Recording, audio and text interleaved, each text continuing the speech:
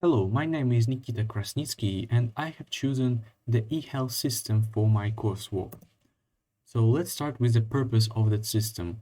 First of all, it reduces the time consumption for both doctors and patients to get an appointment, to share the information as symptoms, as diagnosis, as medical reports. Also, it's used for booking medicines in pharmacy and many other purposes. So let's describe the main functionality of each role. So patient can register or make a request for an appointment. He can also add his personal information as well as bad habits, age, weight, height, and so on. He's allowed to look at his disease history, medical reports, and all other reports that he was given. Doctors responsible for confirming or rejecting the appointment requests.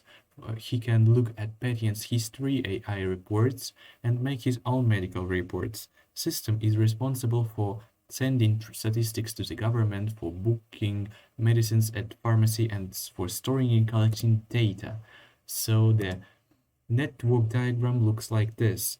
Health center and A departments is two local offices connected by one router, so it prevents from any man-in-the-middle attack if the departments want to interchange with some information.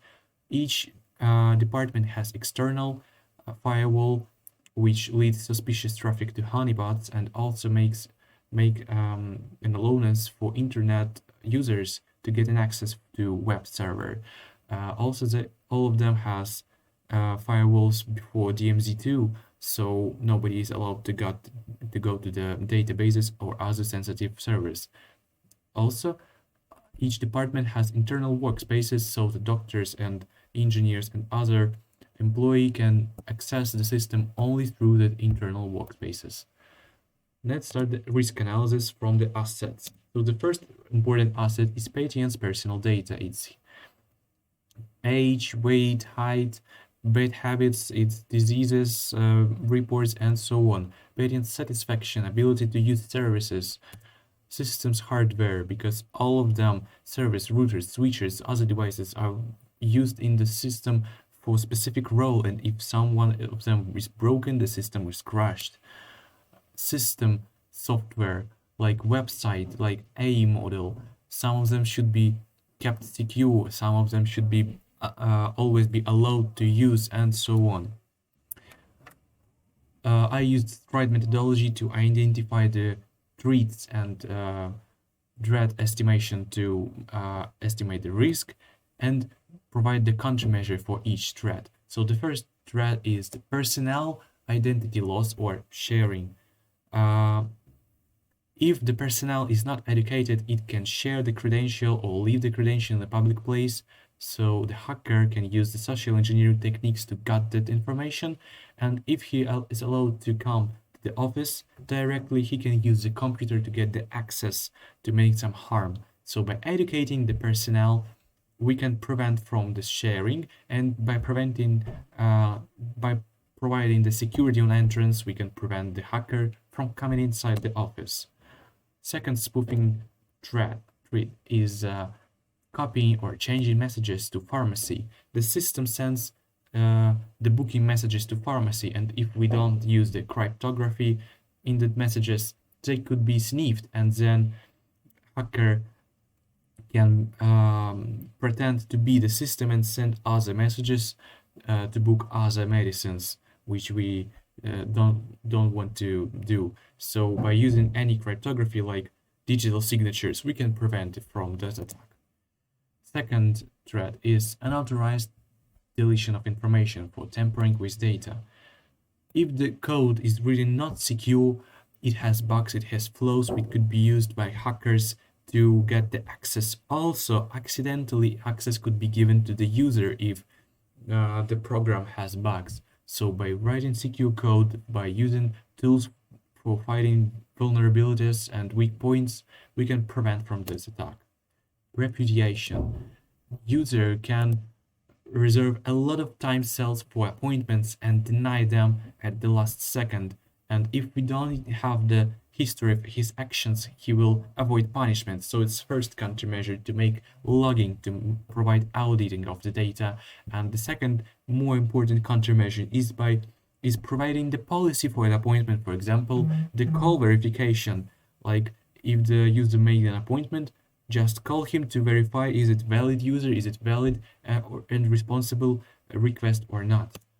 The second is information disclosure, as well as personnel can share their credential to the hacker. Patient can do the same. So by educating the patients at the registration stage, by providing recommendations and so on, we can prevent him from sharing his personal credentials, so hacker will not get the access to his specifically personal data. Next threat is raid on the office for denial of service.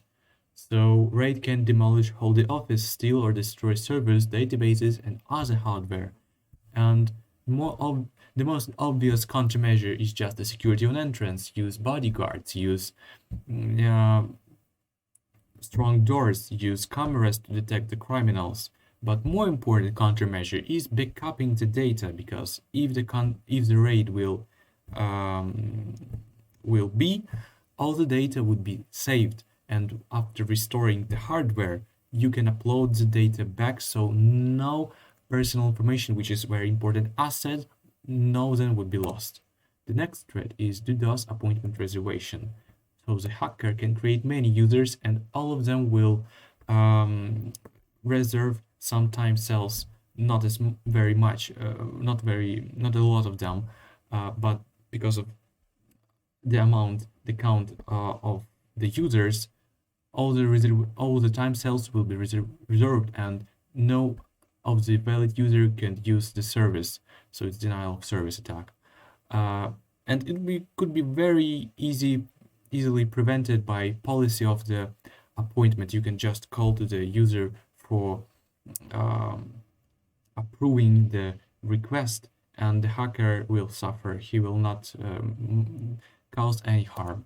The last threat is elevation of privilege. Run malicious code with administrative privileges. If hacker can get the physical access to the administrator's computer and can, for example, insert the CD disk with malicious code to CD reader of the administrator computer, he can run his malware through with administrative rules, which can make very enormous damage to the whole system. And the first and the countermeasures are security on entrance, so the hacker will not get the physical access, and also education of the personnel, because even if we have security on entrance like RFID cards to get in, hacker can use social engineering to come in.